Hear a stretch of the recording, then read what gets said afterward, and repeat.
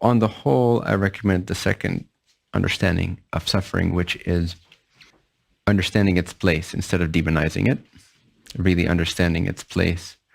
Also in the relative workings, not only as inspiration to go absolute, but also as inspiration for the soul to be of service, to use it as a tool for purification. Of the brothers and sisters of sorrow is let me become empty. So first of all, your incarnation itself is painful, just the process of being born. And so that's already sacrifice, especially if you don't necessarily have to incarnate. It's already sacrifice to choose to incarnate. It's the biggest sacrifice. Because not only are you subjecting yourself, very much like the first portion that I read, to all the pain and the physical distress, the confusion, and the subjection to others, and the physical helplessness and stuff, especially in the first few years, that whole journey, like, of knowing that, okay, it's going to take me like 10 to 20 years to even get on my own feet to start with, like to get started. After that point, it's just a big gamble. Like, I'll get whatever I'll get. And of course, you program certain things and you are aware of certain probabilities, but still there's a lot of randomness even within that. And there's a lot of fluctuations in your life path.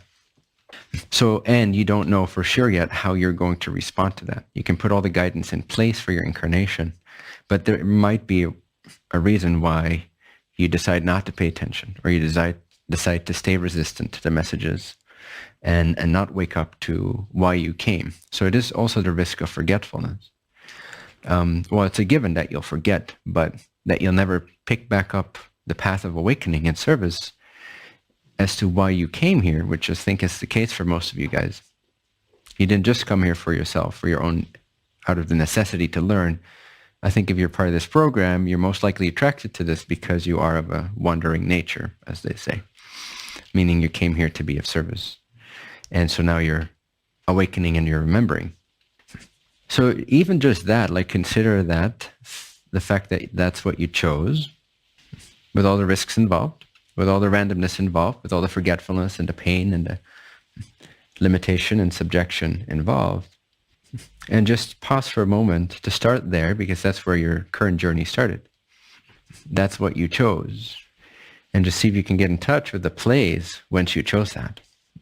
What state did you choose that from to go for another merry-go-round in this amusement park of pain, suffering, old age, and helpless childhood? What state must you have been in to be so beside yourself and so not in your right mind that you chose this? Again, when there, for some of you, or maybe even all of you, there was no actual need for it. So let's just assume that for a moment, even if it's not true for everyone, but let's assume it is true for everybody.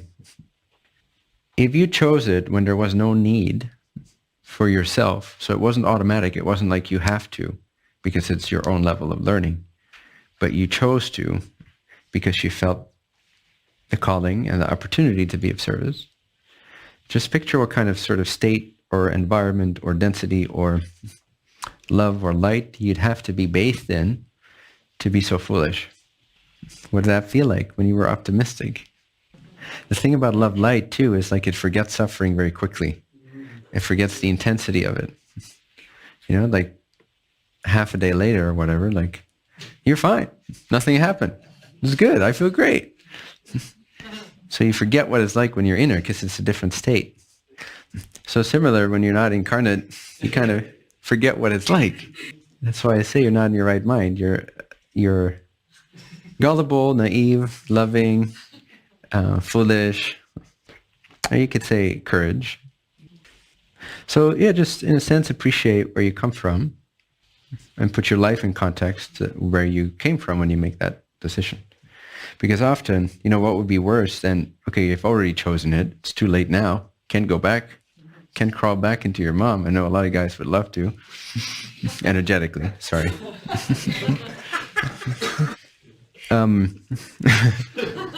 Give me that womb. But But so it's too late. You can't go back. You're here. But the reason that you chose this, the intention, the state from which you chose this, if now you're not going to live up to that intention, if you're not going to resist it, wouldn't that be even worse? Like a wasted opportunity in a way. Of course, it's not totally wasted because you'll learn what you learn and all that stuff. And your vibration is still emanating. It's still helping. But just from a more personal point of view, like a personal accomplishment point of view almost, it's like, wouldn't it be so much better to just take the reins of this incarnation and live it according to the intention that gave literal birth to it? It didn't exist. You created this incarnation. It didn't exist. You created it out of thin air, out of the materials of this dimension that were available to you. You created this incarnation. You shaped it. You intended it. You created it. It didn't exist. It's not like an empty slot. Oh, who's going to take it? No, you created it. Does that make sense? Okay, and then there was a slot, but the slot was created. The parents, the circumstances, all that was created. But a lot of us are, and that is also to be accepted. That's part of the sorrow, and that's part of what we need to have compassion for in ourselves. But not compassion in the sense of complacency. I know the words kind of look alike, but they're not the same thing. So we got to have compassion for the fact that in some situations or states of mind, we are in resistance to why we created this in the first place, right? So we're battling ourselves, which makes sense because nobody likes discomfort. Nobody likes pain. Nobody likes abuse. Nobody likes fear. Nobody likes to have to play a large game, maybe in some cases, if it comes with all kinds of uncertainties and other fears and so forth. So we got to accept that, the fact that we have become limited beings in our thinking. We have to have patience for that. Also, like Ko said, or Aaron, I don't know. The importance of patience. And you asked me about patience, right? Yeah, so you can also refer back to that answer. It's like I'm not really a patient person, per se. I don't think I would be where I am had I been a patient person. And so I don't perceive anything wrong with my perfectionism. I don't perceive anything wrong with my impatience. I don't perceive anything wrong with my passion, with my romanticism, with my full-onness. I don't perceive anything wrong. I think it's beautiful. I love it. I think it's got me where I am. It's got this work to be where it is. And it allowed me to be a channel, as they say, for this. So, and similarly, you have all these personality traits, but it's important to turn them into your gifts, to not make them wrong. I think Bruce Lee also said once, in order to control myself, I first have to accept myself. And if I want to accept myself, I first have to, I'm paraphrasing, but I have to not fight who I am. I have to go with what I am. I have to go along with what I am. That includes everything we judge as deficiencies and so forth. Does this make sense? You want to first go with the flow, like Aikido style. Like go with that flow. Don't oppose it. Go with the flow, understand it, accept it, and then you'll be able to purify whatever distortions might be there, whatever ignorance might produce egotism that then hijacks the original intent for your incarnation by filling it up with all these randomness things. So that's why I appreciate perfectionism and passion and going for it no matter what and so forth, because it allows you to see so much more. It allows you to see so much more of the game.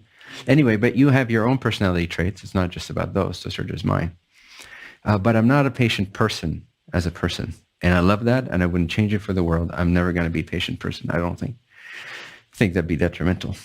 But I am also God.